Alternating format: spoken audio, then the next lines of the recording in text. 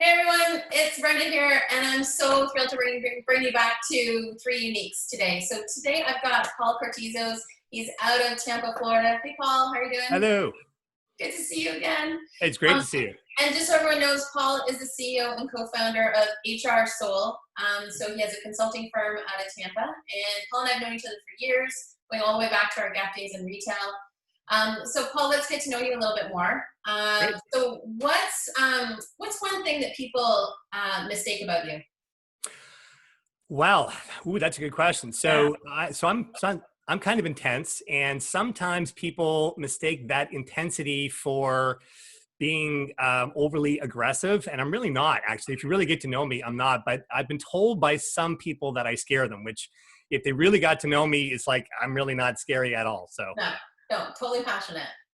very passionate. Yes. Okay, and what's on your nightstand table right now? Well, behind me, I have a whole series of books. Some of them are business and self-help. The other ones are martial arts. We'll talk a little bit more about that in my three uniques. Okay, cool. And here's a really deep philosophical question so we can get to know you a little bit more. Is a hot dog a sandwich? Oh, I love this question. It's one of my favorite questions. Really, I'm not sure if there's an answer, but I'm going to go with no. Although it's really hard to argue because it's a bun, it's meat, it's a sandwich, kind of, right? It is, but it's not like two pieces of bread. It's not two pieces of bread, it's in a bun. So maybe it's that the bun is in a V shape that doesn't make it a sandwich. I'm not sure, but this is a fundamental question that I think the world needs to ask more often. Maybe it's a bunwich. A bunwich. I like that too. I like that. It could be a bunwich. Why not? For all those listening, if you have the answer to this philosophical question, feel free to leave it in the comments. It needs to be solved. Maybe there's a chef out there that knows, or the manufacturer of hot dog buns. They would know.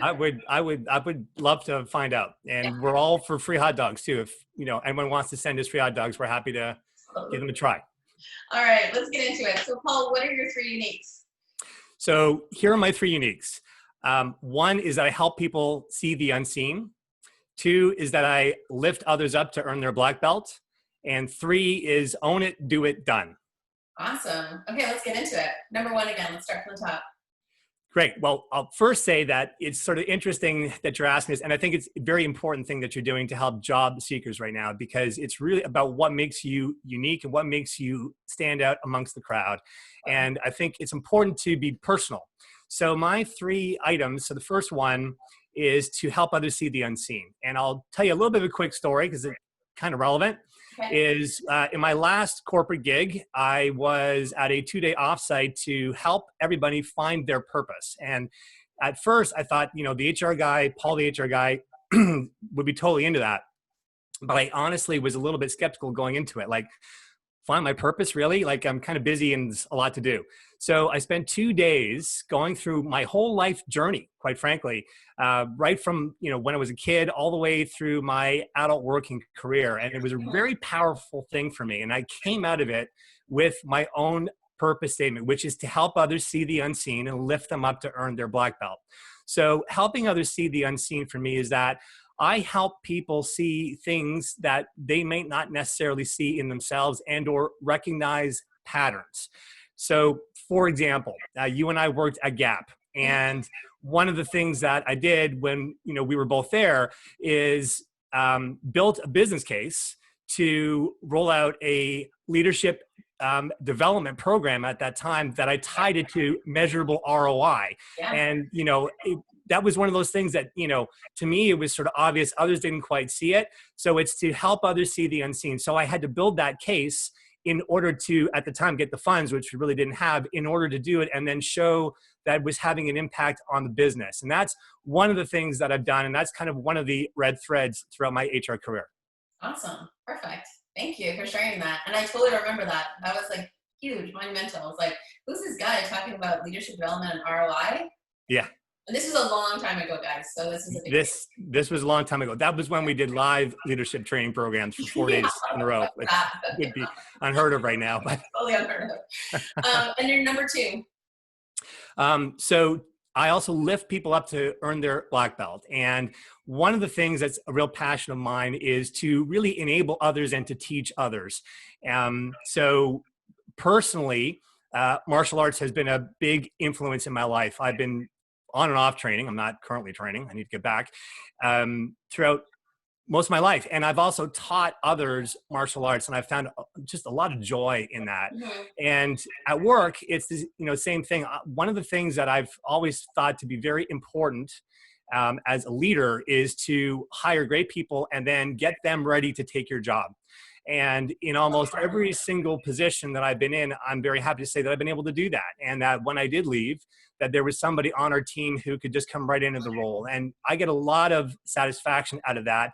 And to build capabilities in others is one of my 3 uniques.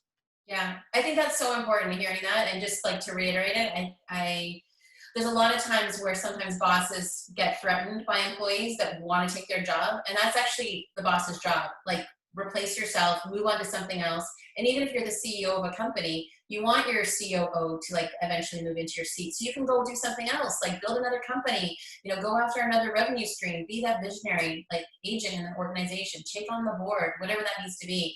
So like Right. not to feel threatened that someone wants to take your job. Like that's actually what it's all about. It's Right. other people under you, around you, with you, so that you can go take on other dreams and possibilities that you have in your life.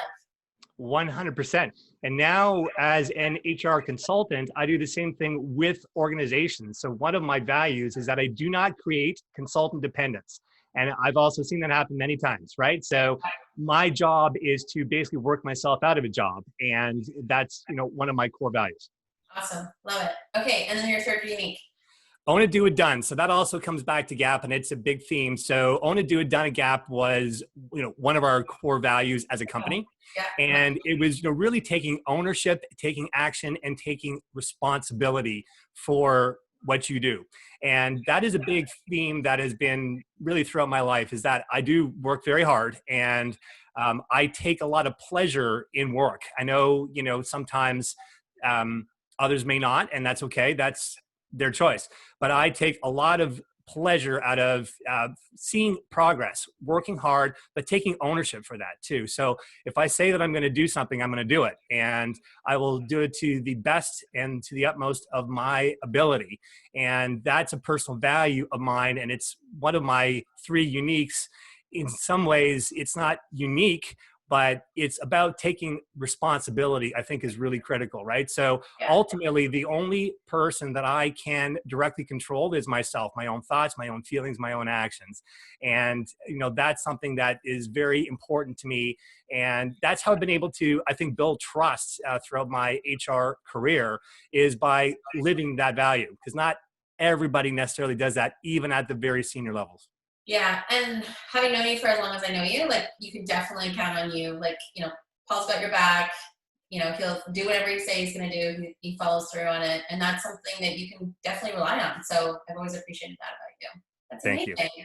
Thank you so much for sharing your 3 uniques today. Hope everyone felt it was of value. And like Paul was saying earlier, this time is like, obviously, it's a precious time to be close to family, friends, and really like dig into like what's important to you. And it's also a really good time to really figure out like what your purpose is. So, when you know what your purpose is, and then you can channel your 3 uniques, like your skills, your abilities, the gifts that you can bring to any future employer. Maybe there's an entrepreneur out there that's thinking about starting up a business, and they need your 3 uniques in their business. They might not know right now, and you might not know that they exist. So, definitely do all the traditional routes of like applying for jobs, getting your resume together, and then also get your voice out there. Get on TikTok, get on LinkedIn, get on Instagram, and tell the world what your 3 uniques are. So Paul, thanks again for coming in today, and take care. Thank you so much, Brenda. Okay.